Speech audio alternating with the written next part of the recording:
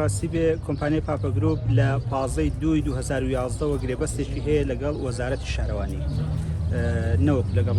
شارەوانی بەتەنیا شارەوانی کۆی یا هەر شارەوانێکیکە بێت گرێبەستەکەی لەگەڵ وەزارەتی شارەوانی حکوومەتی هەرێمی کوردستانە بۆ ماوەی 10 ساڵ لە 15/2/2011 بۆ 15/2/2021 لە 15/2/2021 کۆتایی هاتووە و هیچ پەیوەندێک لەمابەینی ئێمە و کە جیهاتێکی ئیشرافین بە تەنها لەگەڵ ئەو کۆمپانیای نەماوە کۆمپانیاکەش لەگەڵ وەزارەتی شارەوانی نەماوە ڕاستە ئیتفاقێک کراوە ئیتفاقێک تەنها بۆ ئەوەی چارەسەری ئەو بابەتە بکرێت بۆ ماوەی 8 مانگ واتە تا کۆتایی ساڵ بابەتەکان بۆ درێژ کراوەتەوە لەوی بەدواوە لەو ئەسنایەکە ئەو 8 مانگە هەیە تەندەرین دەکرێت و ئەعلان دەکرێت و دەدرێت بە کۆمپانیایەکە و لە 1/1/2022ەوە کۆمپانیایەکە بابەتەکە دەگرێتە ئەستۆ بەرپرسیارەتەکە دەگرێتە ئەستۆ لە ئێستادا کۆمپانیاکە هیچ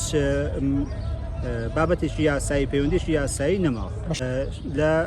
لە پارێزگای هەولێر 60 شارەوانی هەیە کە حوزی کۆیە چکە تەسمیەکە بە پێی گرێبەستەکە ئەو هەیە حوزی کۆیە کە بریتە لە پێش شارەوانی کۆیە تەقتەق سکتان سێگرتکان ئاشتی ئەو پێنج شارەوانی لە سنووری ئێمەیە 55 شارەوانی تریش لە سنووری پارێزگای هەولێرە هەر 60 شارەوانیەکە بە یەک جار بە یەک پاکێج ڕاوەستاوە بە یەک پاکێج دەست پێ دەکاتەوە یا قوڕادەوە خۆی بابەتەکە ڕاستی نەدەبوایە بگاتە ئەوڕۆ بەڵام کە گەیشتۆتە ئەوڕۆ لە پێناوی شارەکە ئێمە ئەگەنا حکوومەتی هەرێمی کوردستان ئیزباری و دەیبێتە ژێرباری ئەوەی کە چارەسەری بابەتەکە بکات لێرەوە ڕووی دەم دەکەمە هاوڵاتیان ئەوانەی کە لەگەڵمانن خەڵکی شارەکەی خۆمان بەڕاستی ئێمە بەیەکەوە لەگەڵ ئەوان یەکدەست داوایان لێ دەکەم خۆڵ خاشاک فڕێ نەدەن هەر کەسە بۆ خۆی زبڵ و هێنەکەی بکاتە ناو تەنەکە خۆڵەکەی خۆیەوە و ئێمەش بە پێی توانێت خۆمان ئەو کاتە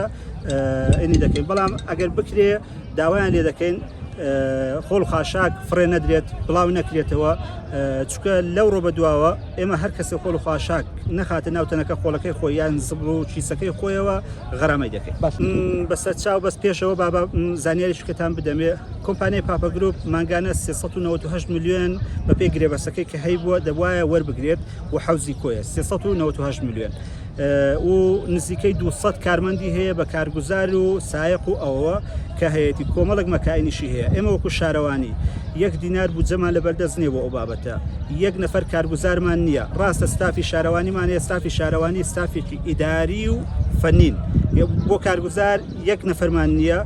وە مەکائینیشمان نییە کەواتە ئێمە ناتوانین بۆ خۆمان بە ئیشەکە هەڵبستین لە هەمان کاتدا ئەو مەکائینەی کە لەبەردەستمانە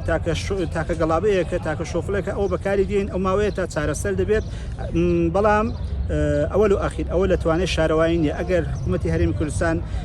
بابەتەکە ئەوان بەڕاستی لە تەمدیدکردنەوە لەوە نین کە تەحویلی شارەوانەکان بکرێت بۆیە ناتوانم ئێستا بڵێم وڵی چارەس بابەتەکەمان بۆ وەکو تەمویلمان بکرێت ئەوان لە تەمدیدکردنەوەی بابەتەکان هیوادارین پەلە بکرێت چکە شاری کۆیە بەڕاستی بە ژێرخاکەوە بۆ لە ڕۆژێکدا لە 140 تن تاکو 180 تن کەڵەکە دەبێت بەسەریەکەوە هەم وەرزەکەی وەرزی ئەوە نیە گەرمایە زوو بۆ گەن دەکات و زوو نەخۆشی هێن دەبێت هەمیشدار و سەوزایەکانی کە هەمانە لە ئەستی کۆمپانیایە ئاوڕشێنی بکات ئەوەشیان بەڕاستی بەپێ ئەو وەرزە وشکە ساڵیە زەرێکی یەکجار زۆر سەر و ملیارەیە کە سەوزاییمان لە خیز دەچێت کە ناتوانین بەڕاستی تەس خۆی هەیە لە وەزارەتی شارەوانی هەر کاتێک وەکو